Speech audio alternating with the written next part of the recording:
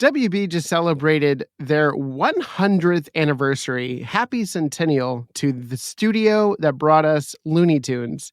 So obviously we're going to talk about that, but more importantly, we have a trailer for a brand new Looney Tunes direct-to-digital movie. So we're going to try to find Dad more burgers. Here we go in 3, 2, 1. Are you ready, eager young space cadets?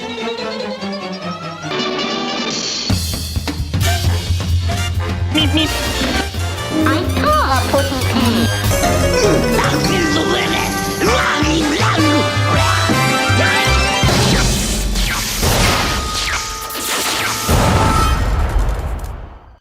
Where's the kaboom?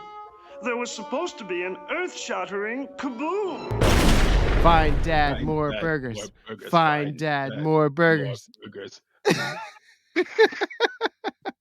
So we're back. It's been a minute since we've had a show, and now it's April. I am so sorry about that, but now we're doing video stuff, and I have this really cool poster behind me. This was actually going to be the 2020 Comic-Con bag at San Diego Comic-Con, and it was approved and everything, and then Comic-Con was canceled. So the Looney Tunes cartoons did not get their branding out there for Comic-Con, although they did have the first Looney Tunes panel at the stay-at-home Comic-Con, so that was cool. But a friend of mine got me this, and I am so grateful, and now it's a backdrop for future video content. Isi, you have been on the show once before. You talked about video games, and I loved your passion there. And you are also a zoologist, so you're a man of many talents.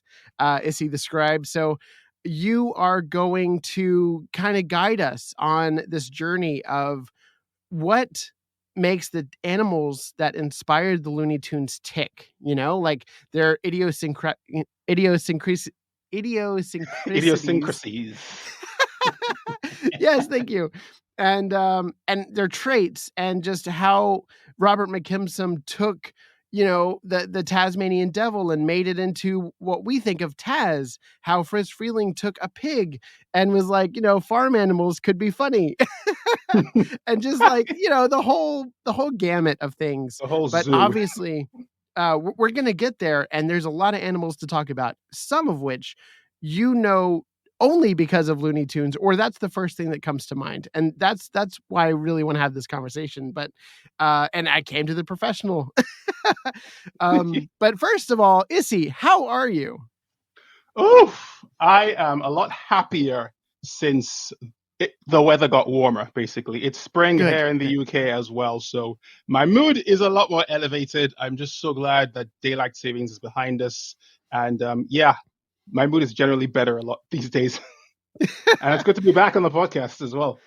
Absolutely happy to have you. The weather is better here, although it is still reaching those lower temperatures here in Southern California of the 50s. And it's really bizarre to see that in such, you know, later in the year months as we get closer to the summer. What's going to happen with global warming this time? I don't know. But last time it was kind of scary. We had fires and flooding and stuff. So, and now we're having tornadoes. I don't know. It's very bizarre. I heard about that. That's quite worrying. Yeah, quite. Tornadoes. Definitely. But we're not here to talk about the weather. We're here to talk about ACME Fools. We're going to start there. So April brought not only April showers, but ACME pranks, ACME videos, where we had the voice cast of Bugs Bunny Builders, Eric Bauza, Emmy winning voice actor Eric Bauza, and Chandni Parekh do their impressions of, and will do their voices rather, of Bugs and Lola Bunny over these iconic clips of Casablanca. He's looking at you, kid. The Notebook. Why didn't you write me? Why? It wasn't over for me. I waited for you for 7 years, and now it's too late. I wrote you 365 letters. I wrote you every day for a year. You wrote me? Yes. It wasn't over. It still isn't over. So many classic Warner Brother movies, and it was not only hysterical, I think it was a resounding success, because while all the other sites and all the other internet goings on were reporting on fake rumors and stuff, they, Warner Brothers took it upon themselves to produce this content, and they came out with something like 10 or 11 videos. Something like that. That's a lot of content, and they just pushed it all out on one day. I was overjoyed, to say the least, to see Bugs Bunny and Daffy as Batman and Robin. 2 against 2 are better odds. I can't promise I won't kill Harvey. A man's got to go his own way. A friend taught me that. Not just a friend. A partner. What were some of your favorites? Some of the highlights for me for this particular prank were Bugs and Daffy as Chandler and Joey from Friends. Okay, buddy boy, here it is. You hide my clothes, I'm wearing everything you own. Oh my God! That is so not the opposite of taking someone's underwear. Look at me, I'm Chandler. Could I be wearing any more clothes? Maybe if I wasn't going commando. Yeah. Yes. And then also the Mortal Kombat skit where you have Elmer as Shang Tsung and Bugs as his victim, and Elmer's like, "Your soul is mine." No, Doc. That set me rolling. Some of these are just so brilliant and so creative, but probably my favorite was Pennywise, Sylvester as Pennywise and Georgie as Tweety. That was, I think Sylvester sounds even more eerie than Pennywise, the actual voice. I think so. One of the ones that had me cracking up was the Sorting Hat was Daffy, and Bugs was Harry Potter. Harry Potter. In the first Harry Potter movie, Sorcerer's Stone, and he's, Bugs is like, not Slytherin, not Slytherin, and then Daffy's like, not Slytherin, eh? I just thought that was perfect for that. Oh, it was so good. It was so good. And anytime that you could have those lines that had a bunch of alliteration or just the over pronunciation of the S, he just, Eric just took it to the next level, and I just thought that was great. Dulcet lisping tones of Daffy and Eric Bauza. That was just brilliant. Absolutely. So ACME Fools is this celebration of Looney Tunes in these iconic roles. I did an unboxing, which you can now watch on YouTube, of a box that has this wonderful art around it where it's the Looney Tunes as the Harry Potter characters. It's the Looney Tunes, or in the world of Harry Potter, Scooby-Doo, the DC universe. I mean, they're just going all out with this branding, and I'm here for it. I love it. I love seeing these characters take on these iconic roles or put in these worlds that are so universally known. And it changes it up a bit. And also it's creating more merchandise. You're getting this wonderful Movie Maniacs and McFarlane Toys did this incredible figure of Bugs as Superman that I adore. And thankfully that was in the box. I mean, I was going to buy it anyway. I'm very jealous of that figure, by the way. I'm just like, I hope there are more like that because I want me one. too. Me too. Oh, Bugs is the only one as Superman. Was that just it? So are there more? They've announced that they're doing, and they might already be up for pre-order, but there's Ted Lasso and there's the Wicked Witch of the West from Wizard of Oz, but there could be more coming. And I know that the WB shop just dropped a whole new line, a whole new batch of new merchandise surrounding this idea. So you have new t-shirts, you have new artwork, and they have statuettes of Bugs as Superman and Daffy as Batman. Nice. In that collection. So, there's a lot. If you love these characters and you love these mashups, there's a lot out there if you want to celebrate it, if you want a piece of that for yourself. So highly recommend checking out the WBshop.com for that.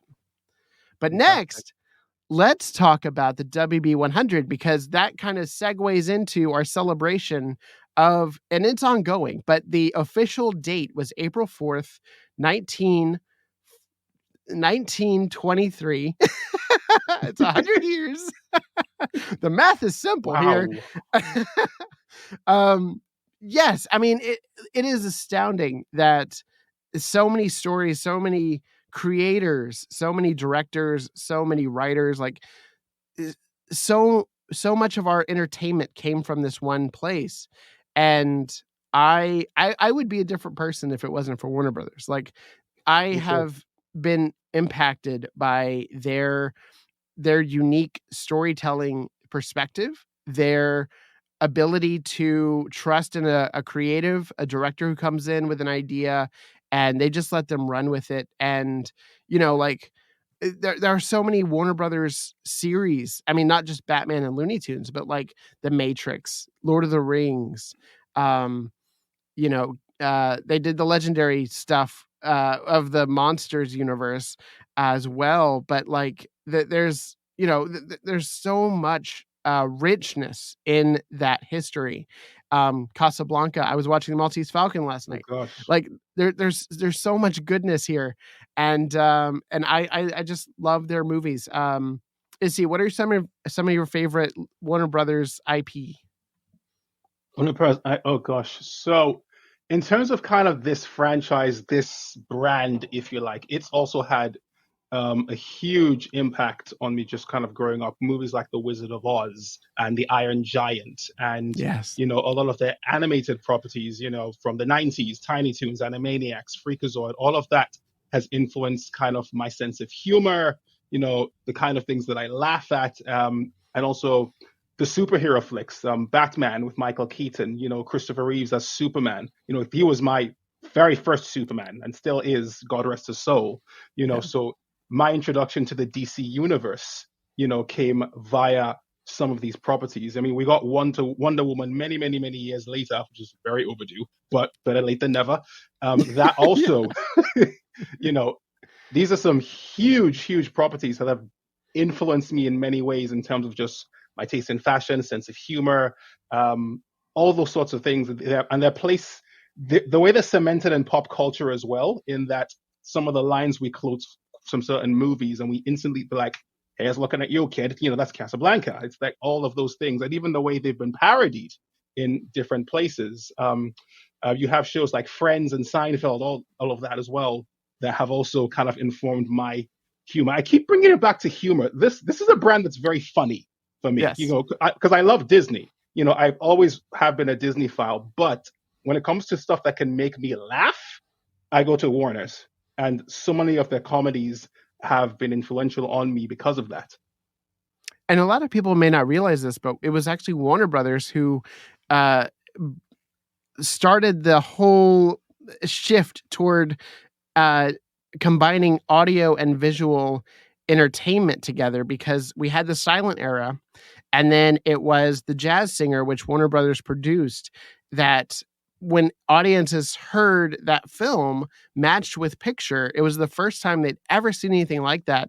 And it, not only that, but that transitioned into the way that Carl Stalling used audio to amplify the Looney Tunes. They really created their own method to the animation process when it comes to voicing these characters, adding, the whole Wile E. Coyote, like you hear the music, but you're also hearing sound effects. But they developed all this technology and like it was a run and gun process. But just to have that be a part of the history of this studio, I think is indelible, and it really adds to, again, the richness of it, the legacy of everything. And I'm just, I'm so grateful for the content that we've had from this studio, but like my childhood would not be the same if it wasn't for Warner Brothers, if it wasn't for, New Line Cinema, which they now have under their belt. And, like growing up with Jim Carrey and The Mask, growing up with Robin Williams and so many movies that, Warner Brothers oversaw. And then later on, like the Scorsese films like Goodfellas and the Great Shrek Gatsby. Brown. And I just remembered the Shrek name. Brown. Thank you, Shrek Brown. Shrek Brown. I knew it was like in there somewhere. Shrek Brown. It was on the tip of your tongue. Yeah, he developed this wonderful system for creating animated sound effects, and that's how you get those like, whoo, like like the whenever a character falls, or like all those little like whistles and everything. Yeah. But yeah, I mean, just such a rich legacy, and to have the invention of picture and sound under that, I think is wonderful for this. Absolutely. And such a boon. Tell me about it.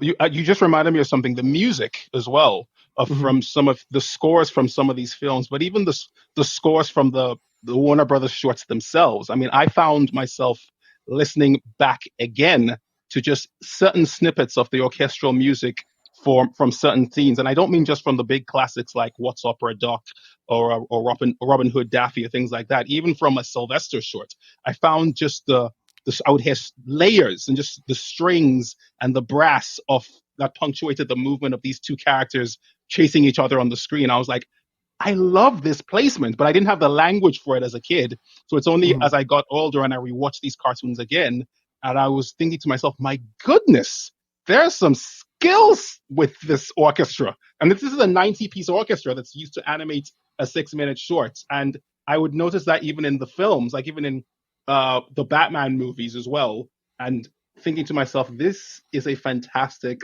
score. Well, it's Danny Elfman, if you're talking about the Keaton movies, and just yes, the scores are great on their own. Like, I listen to them in the car. Yeah. I listen to them like if I'm working out. Like, it's just a wonderful thing to have in your head. But to match that to such iconic visuals, like the moon shot in the Batman, yes, the classic Tim Burton shot, that was then used as the album cover.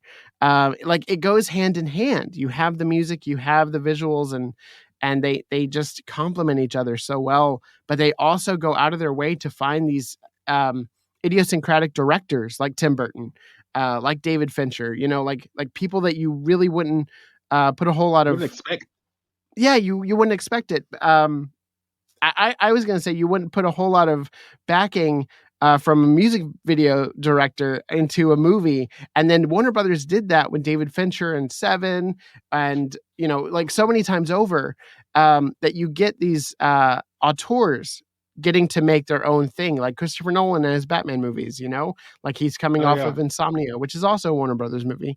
And then he gets the keys to the kingdom of Batman and reboots the whole thing. And it's just wonderful to see these risk over reward, like they don't know if there's going to be a reward, but they take the risk and then we benefit, Exactly. That's what I'm getting from it. Yeah, because then they strike gold, and then it's like we happen to benefit from them striking gold, and they didn't know they were going to strike gold, but it's like, oh, great, everybody wins. Exactly. And bringing it back to Looney Tunes real quick, Carl Starling and Milt Franklin were both like instrumental, no pun intended, in the creation of the scores of the soundtracks of Looney Tunes, and the way that they composed and repurposed the orchestral library that they had at their hands, like through Warner Brothers. I think that is what makes those iconic shorts so endlessly rewatchable. And it's just genius. It's just genius. That was one of the things that I love talking to George Dodery about. He's the guy that is currently going around the world with Bugs Bunny at the Symphony. And he's so full of knowledge about the music. And if you haven't listened to that interview I did with him, I highly recommend it. We talked for an hour about the music of Looney Tunes. It was very enjoyable. I love what he said about how there were two adjacent cartoons that had Bugs Bunny and Tom, a Tom and Jerry short conducting. Yeah. And I love how he said that Tom is a terrible conductor, whereas Bugs is actually doing it authentically. He's animated authentically, or conducting the orchestra, whereas Tom doesn't know what he's doing. I thought that was pretty funny. Yeah, in Baton Bunny, Chuck Jones really took the time to do research into what movements a conductor does on the podium. And then he animated that and put that into the Bugs' movements. It's just so wonderful and such a rich history to have Looney Tunes be a part of. So that's why we're here. That's why we're talking about it. Exactly. So happy birthday, Warner Brothers. Here's to 100 more. Indeed. Here's to another centennial. Yes. Tomorrow, from when we're recording this, Looney Tunes Cartoons comes out with a brand new batch of shorts, and it's going to be on HBO Max. There is no trailer, so we don't have any footage to look over. There have been like little snippets here and there of what we could expect, but I am very excited because it has been a minute since we have had new Looney Tunes Cartoons content, and I'm really excited about this next batch. Mainly because of the people that I've been talking to are really excited about it. So that is just transferred over to me. So I can't wait to see what's in here. What was that? You've interviewed some of these people. Yes. At Comic-Con.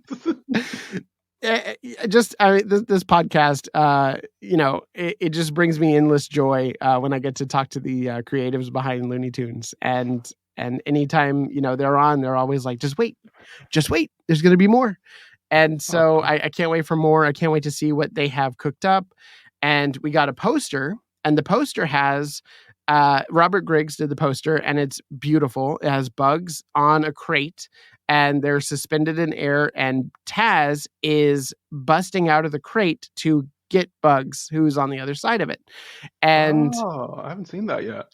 Yeah, I'll post it and send it to you once we're done. But I love the fact that Taz is on this poster because we just got a Taz trailer that I'm going to insert right now. Once upon a time, there was one ravenous beast ready to eat anything in its path or anyone. The Tasmanian Devil! The Tasmanian Devil! He's a monster waiting to eat you alive. I think this story might be just a little too scary. The Tasmanian Devil hasn't bothered anyone in years. In the village, it's never been safe. Our food! It's gone! Who could have done this? No, that was dingoes! Dingoes?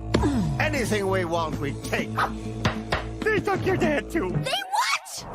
I'll get someone who can take on 100 dingoes.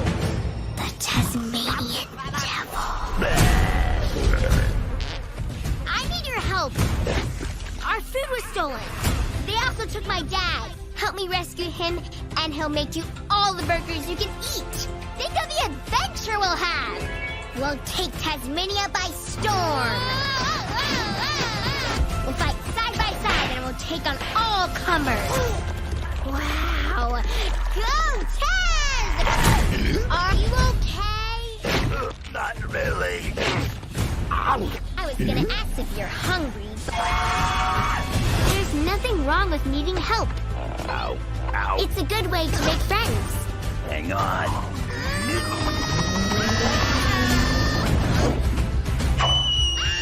We're going to find my dad! Yahoo! High five! Ow. Find Dad. More boogers. Find Dad. More boogers. Find Dad, more burgers. Find Dad, more burgers. More burgers. Okay, so we just watched the trailer, and it is adorable. This is a out of nowhere. We're getting a digital release of this movie. I don't know if there will be a physical copy. King Tweety had a similar thing, but we got a digital. We got a physical copy first, and then it went on HBO Max and became digital. So let's fingers crossed that we get. Fingers crossed that it's good. And then fingers crossed that we get a copy of it. First and foremost, yes. Fingers crossed that it's good. So this is directed by Ryan Kramer, one of the Looney Tunes cartoons directors. And I like his sensibilities. I like the artistry behind this. This is Taz done in a new way. Like he's like this not errand boy, but he's looked at as a monster and then somebody who gets to befriend one of the little creatures in this. What would you say the little girl is? Is she I suspect she's a bandicoot. She's either a bandicoot or a possum, but I strongly suspect bandicoot because it resembles the actual animal and it's set in Tasmania, which has Australian animals. So that's what I suspect the species is. If not, it's probably a possum, but money's on bandicoot. Well, your money is going to pay off because I have the official synopsis right here, and it does say bandicoot. Hey! After an outlaw abducts her father and steals her town's food supply, a feisty adolescent bandicoot named Quinn recruits the Tasmanian Devil to help her find the thief. Taz may be an ill-tempered rogue with a fearsome reputation, but he and Quinn will have to work together to track the criminal through the wilds of Tasmania and save her community. Taz Quest for Burger is a comedic and touching family adventure that proves every misfit can be a hero, and even the most unlikely friendships can save the day. That's really sweet. That's a really sweet sentiment. There you go. So I love having these random Looney Tunes content come out, and when they're movies, that's even better because then I can do reviews.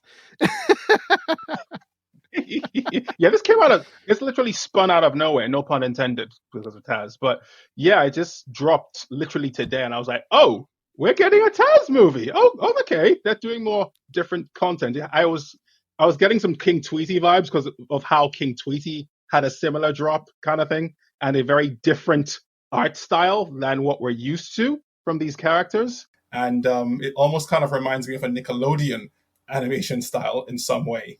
And it's very different, but I'm also getting some Tasmania vibes as well because it's set in Tasmania on this island. And so it reminds me of that show too. Oh, I love that show. I wish that show was on HBO Max. I would binge the heck out of it. I loved watching that as a kid, and that theme song is so catchy. I'm going to put that in right now. Welcome to Atlantis way under, down under. The sky's always yellow in rain or shine. Come to Tasmania, come to Tasmania. Mom's alive, why her dad's never on a log. Molly's all fired up, or Jake plays with the dog. Down in Tasmania, come to Tasmania. Didgeridingo and Wendell T. Wolf. Francis X. Bush lad is never uncouth. Bushwhacker Bob and his mother called Mum. Constance and Dickley just want to have fun. Gator and Axel are always left sore. If you have a deal, just call Buddy Moore. The Platypus Brothers are backing about. The Kiwi, the Bush Rats, have we left anyone out? Oh yeah, don't forget Taz. He put the Taz in Tasmania, down in Tasmania, come to Tasmania. We mean you! But this really, definitely has King Tweety vibes. Corinne Engel, who directed that, really brought her Unikitty sensibilities. And I think Ryan Kramer, who directed this, is bringing in his own sensibilities with the art style. And I'm just happy to see, Warner's put out more content with these individual Looney Tunes characters. I think it helps with the brand. And I think this is going to reach kids and get them interested and to see more Taz content. So having it come out and paired with a new poster that has Taz on it for Looney Tunes cartoons, I think is wonderful. The synergy. Good timing, good branding. Exactly.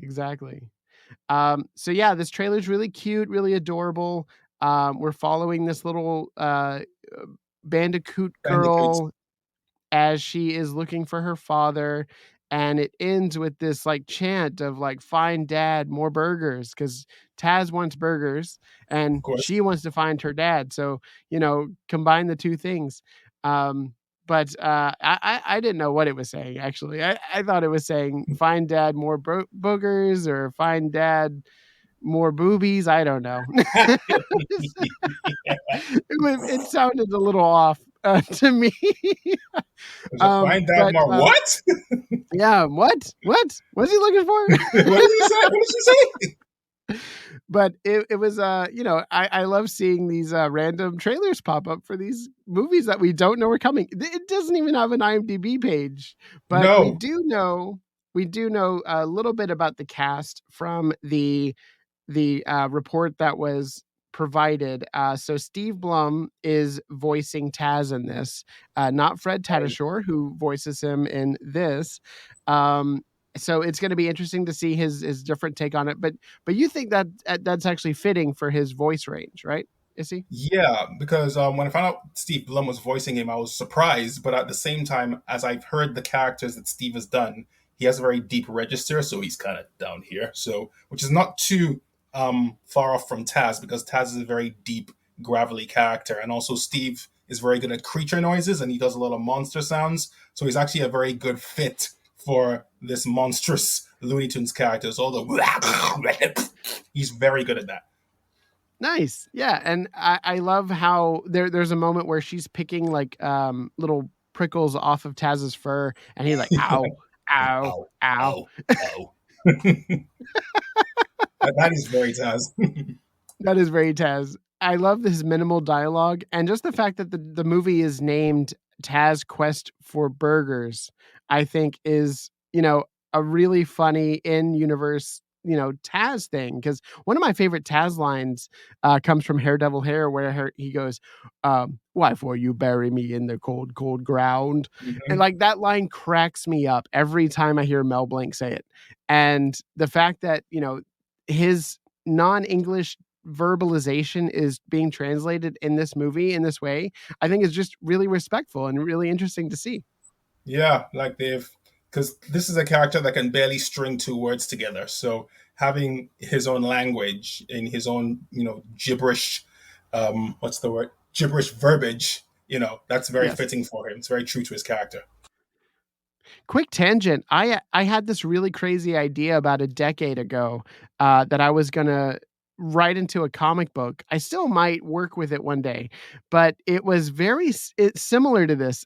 It was in the prehistoric age, and there was a caveman who did not verbalize his thoughts really well. And this village goes to him to hire him as a bounty hunter to go up against, different things that are infecting the city. And for this specific plot, it was a big Tyrannosaurus, and they were like, please, can you save our village? And he just grunts, and like they don't know if they made a contract with him, and then he just and so he turns up one day, and he's riding a warthog, and like he like takes down the T-Rex and like brings it to their doorstep at the end. And this is very similar. Except it's about finding a dad. Yeah. So yeah, I love these ideas. And getting burgers. Who doesn't love burgers? I mean, Taz loves every meat, so it just makes sense. Every vegetable, every mineral, every table. Yeah, every table, every rock, every tree. There's not a lot the guy won't eat. He's not fussy. So that's a good transition into the actual creature that Robert McKimson based Taz on, which is a marsupial, right? It is a Australian animal, native to, I guess, all parts of Australia, or just southern or northern parts? So in terms of their range, they were previously found on all over mainland Australia, but now they're restricted to Tasmania, which is an island just off the coast of mainland Australia. It's still part of Australia, but they were wiped out because of hunting and because of introduction of the dingo as well, because dingoes aren't actually native to Australia. They're an iconic animal in Australia, but they were introduced and then they kind of wiped the devils out. So Tasmania is mainly where they're found, but they are being reintroduced into parts of mainland Australia, like in New South Wales. There's a reintroduction project there. So they are an endangered, Taz is an endangered species.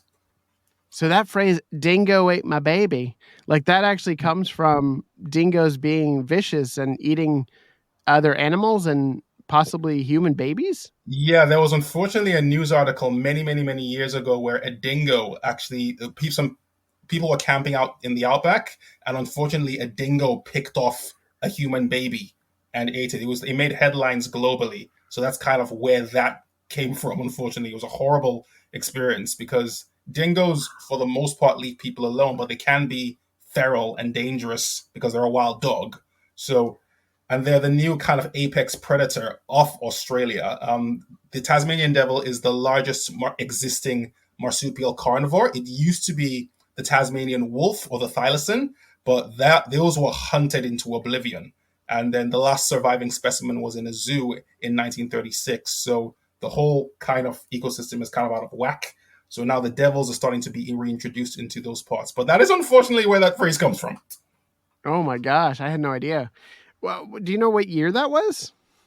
Oh gosh, I honestly don't know. Like, it could be late 2000s or late 90s or early 2000s, but I have to check.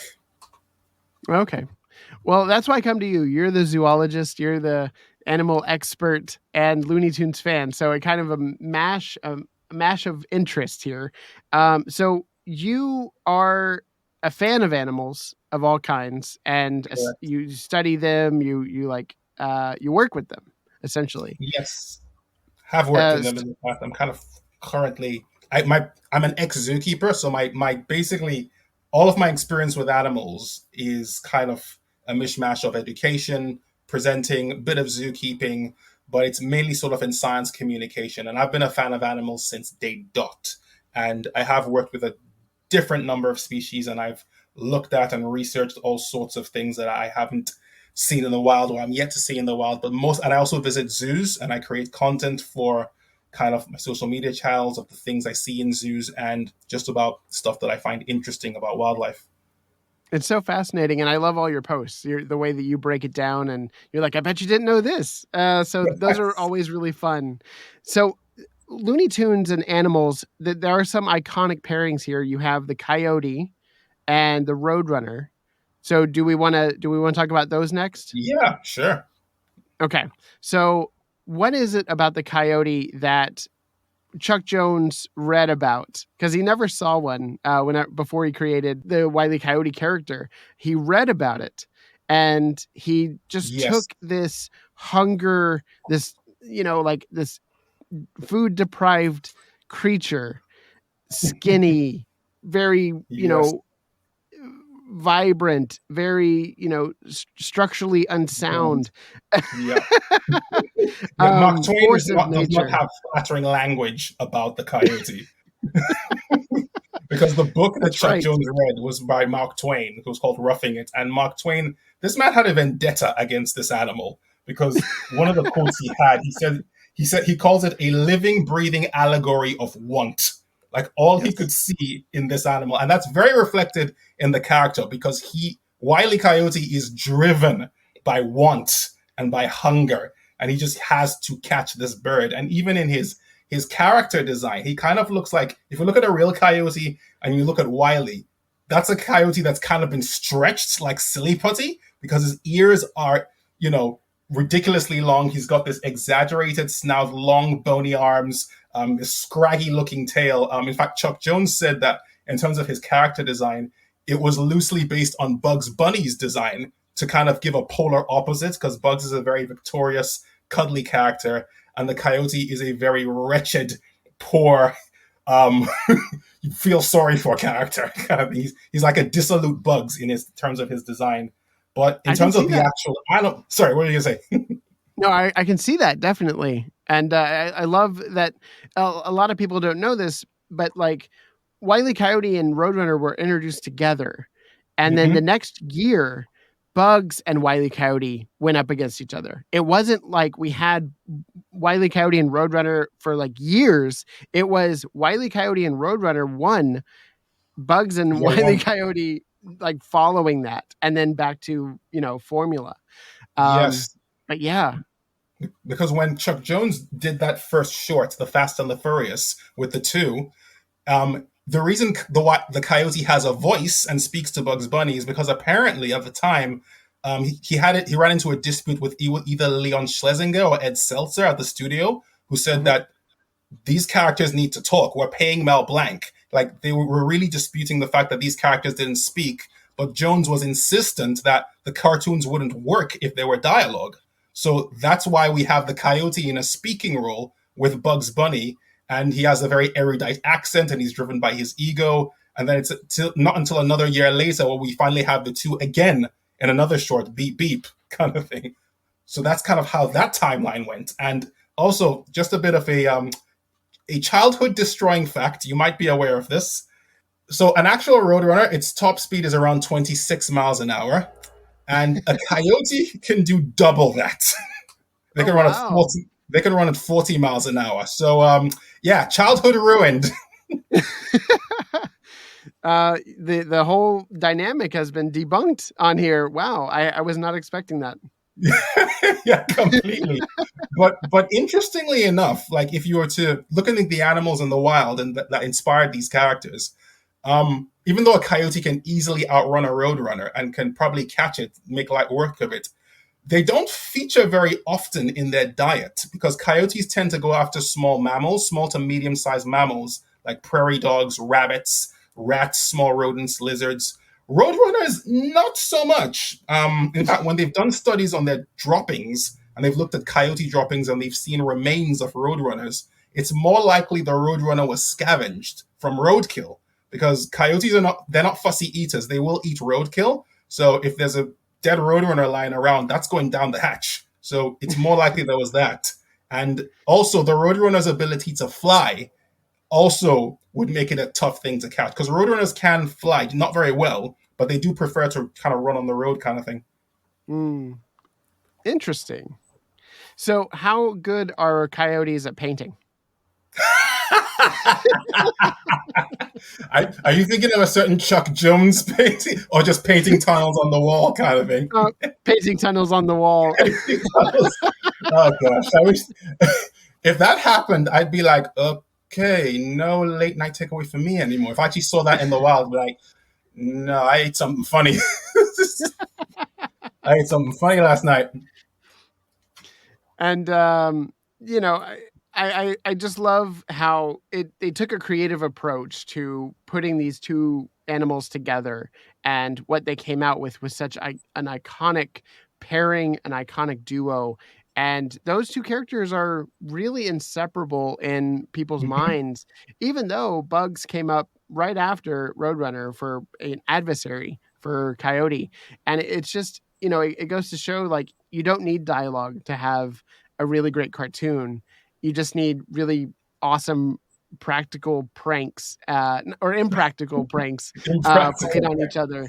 And just the execution of that, going back to Treg Brown, he was, you know, the unsung hero of those shorts, as well as the animators, and just like the whole shebang of watching a Wile E. Coyote Roadrunner short is unmatched and unparalleled to, you know, watching, I think, anything from another studio where there's no sound. You know, yeah. I would take a Wile E. Coyote Roadrunner short over any other silent cartoon where there's no dialogue from any other studio. Like Tom and Jerry or Pink Panther. And interestingly enough, the way when Chuck created these characters, he created them as a parody of the chase trope that was popular at the time. Because all these other studios had characters chasing each other. Tom was chasing Jerry. At Disney, Pluto was chasing Chip and Dale. Donald Duck was chasing Chip and Dale. So he decided, you know what? I'm going to make a cartoon with these two obscure animals native to the Southwest desert. And I'm going to parody this chase trope that everyone's, you know, jumped on the bandwagon. But ironically, it became one of the best known examples of this trope. So much so that when you mention the word Roadrunner, people immediately think, beep, beep. That's what comes to their mind. When you say Coyote, they think, oh, that poor luckless loser. And it became, they were a huge hit. This is a cartoon that is truly international. They could be shown all over the world. No dialogue. Right. It travels well. Very much so.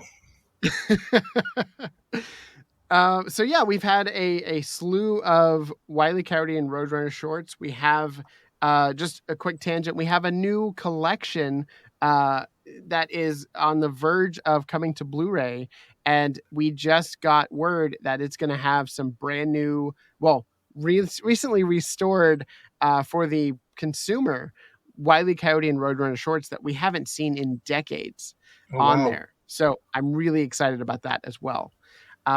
So moving on down the list, another one that is a Chuck Jones classic is Pepe Le Pew. Correct. And he is widely known as a skunk. So what can we learn about the actual animal as opposed to the the little handsy romantic. Handsy romantic. Well, you know how in the Pepe cartoons people would run screaming every time they saw him? Le Pew, skunk! Yes, yeah. Yes. They smell that bad. You know, it's horrible. I mean, I have been fortunate enough to not smell it, but I know people who have been on the receiving end of the skunk musk, and they don't smell bad all the time. They spray that horrible odor, that smell, as a defensive tactic.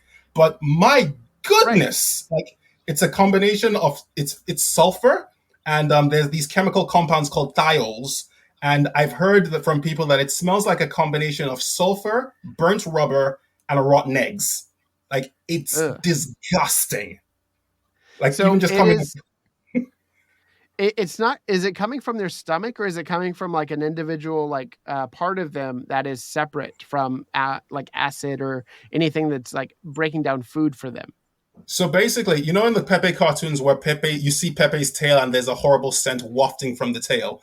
So it doesn't come from the tail. It actually comes from inside there. And I'm going to say this word. It's inside their anus, basically. They have two little glands.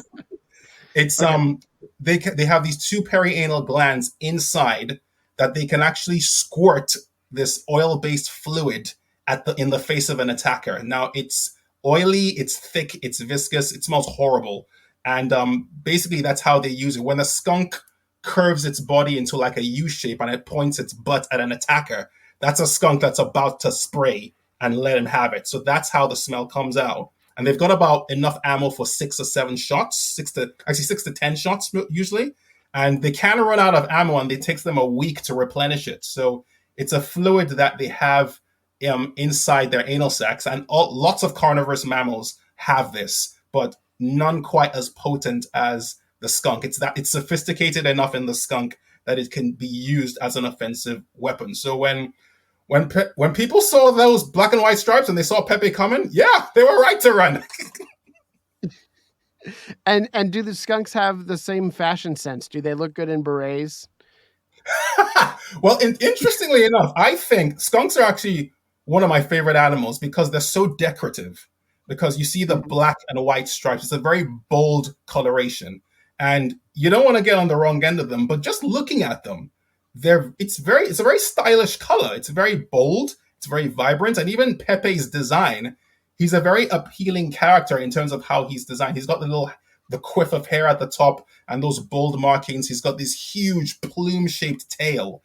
And that is also, and of course, those half-lidded romantic eyes were there. And so there's that makes him kind of, from his character design, an appealing character.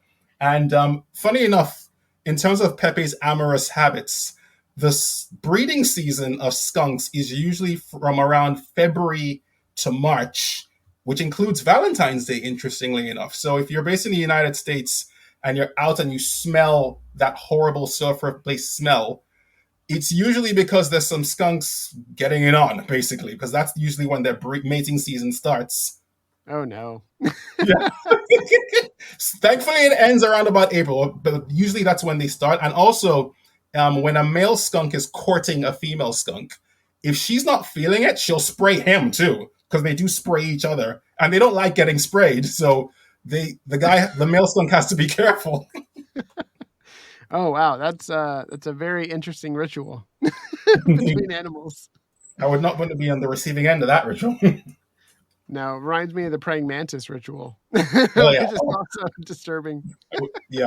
If you're a male praying mantis, that's not a nice life. It's a short life. It's a very short, yeah. You're here for a good time, but not a short time. So, once you've made it with a female, you better run. Otherwise, you're not going to live very long. Yes. So the last animal that we wanted to touch upon was Pete Puma as the puma cat. He is a native to, I guess, the forest and the woods. What part of the world is actually a puma cat from? So they're in your neck of the woods in the United States and both Northern and South America. They're actually a very widespread cat. And even though they're called a mountain lion, they're not technically a lion because they can't roar. They're actually more closely related to smaller cats kind of thing. So if I can put it this way, they're just a large, small cat. and they're found in all sorts of habitats, not just the Rocky Mountains. In forests, you'll find them in swamps. There's one subspecies in Florida called the Florida panther, which is not a panther. It's just a puma that got misnamed. And this is also known as the cat of 1,000 names because they have more names than any other, I want to say mammal, terrestrial mammal, because they're called, the three widely accepted names they're called are puma, mountain lion, and cougar. But they can be called all sorts of things like catamount, mountain screamer, American lion, deer tiger, oh gosh, red jaguar, silver lion. And those are just the names in English. And there's over 40. Wow. They have loads of names. I didn't Crazy. know that. So yeah, but in terms of Bugs Bunny's tussles with Pete, they typically take place in the forest, in the woods, where you can also find pumas. But they are so elusive because you can spend your whole life living in somewhere like Colorado or Texas in puma country and not even see them. But that being said, like you're based in LA, right? Yes, but I'm from Texas originally. Oh, okay, interesting. I never saw any. Because there's a puma in there was a puma. He was called P22 that lived in the Hollywood Hills. Like he was actually born in South Santa Monica, but he made the trip down from Santa Monica, crossed 2 freeways, and ended up in the Hollywood Hills, living amongst the people.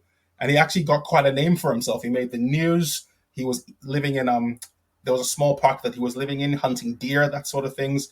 And it was just crazy. And it was just, this is another animal that's been chosen by the animators at Warner Brothers to be an adversary for Bugs Bunny. And Peter's not nearly as stealthy as an actual puma. He's just a big dopey cat, that sort of thing. Very, very lacking in intelligence for one of Bugs's known traits for his adversaries. Interesting. I didn't know that either. This is why this is fascinating to me. So while he was there, did he, ask for tea, and how many lumps did he want in his tea? 3 or 4. He probably wanted some deer meat, basically, because as he was trotting around, he had a radio collar as well, because they were kind of biologists were tracking his movements just to see how he roamed and where he was going. So he did make headlines, and in fact, on one point, he actually ate some rat poison and got poisoned, so they had to bring vets out to treat him before he could be set out again. Sadly, he's not alive anymore. He kind of died of natural causes, but he made headlines whilst he was there because you have this big sprawling urban environment, but it used to be wildlife. So there are some species of wildlife, including the animals we're talking about today, that have successfully managed to live amongst people. The coyote is another one. Skunks are another one. They've survived urbanization and they live amongst us in our neighborhoods and in our cities. We just don't see them very often because they're nocturnal or they've learned to exploit our habits. The puma is weird because they don't typically do well around cities. Coyotes are a lot more successful. And also a lot of the cougar's prey isn't typically found around cities. They typically tend to be found at the edge of cities. So for P22 to have lived as long as he did pretty well. I would say. We actually had a coyote walking down our street, the one that we live on here in Burbank, at nighttime. And so we that's are not aware. abnormal. Yeah. There's signs everywhere of, keep your dogs on the leash and make sure that, you're aware that coyotes are lurking around and have been spotted in the neighborhood. So, yeah, it's very common in Southern California, but if I see a puma or a cougar or anything like that, I'm running the other way. Oh, no, don't run. The best thing you can do to survive a cougar attack, stand your ground, make yourself as big as possible, and make loud noises because they don't like it if they're not used to prey that fights back. So if you make yourself as large as possible and you scream really loudly, you're like, get out of here. That is going to save your life. That's one way to survive a cougar attack, because if you run, they're a predatory animal and they are triggered by prey that runs. They're built to chase. So if you run, that's going to trigger their chase response, which is the last thing you want. So standing your ground is going to help you survive a puma attack. Or you could just hit it with I'm so a glad mallet you- like Bugs does, but I wouldn't advocate that. I'll carry around a big mallet with me, but I'm so glad you told me that because, maybe, hopefully someone listening to this actually takes that into heed and it saves their life one day. Or mine. Or yours, yeah. Potentially. So thank you. You're This has welcome. been wonderful. And obviously there's, hundreds of animals that have been translated into cartoons over the decades that we've had the medium. So many. But we're only going to touch on these few this time. Maybe I'll have you on again to continue this conversation. But for right now, we're going to put a pin in it. Oh, thank you. We'll put a pin in it for now. Isi, where can people find you online? So I can be found everywhere. At Isi The Scribe is my handle. At ISITHESCRIBE on Twitter, Instagram, TikTok. Those are the main places I can be found. Awesome.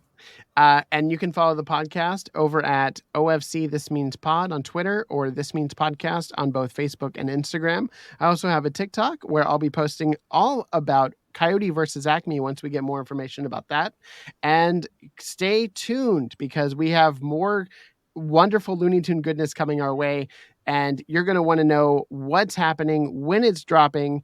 And so the only place that you can find that is right here at This Means Podcast. So, as always, that's not all, folks. I'll get you, my pretty, and your widow dog, too.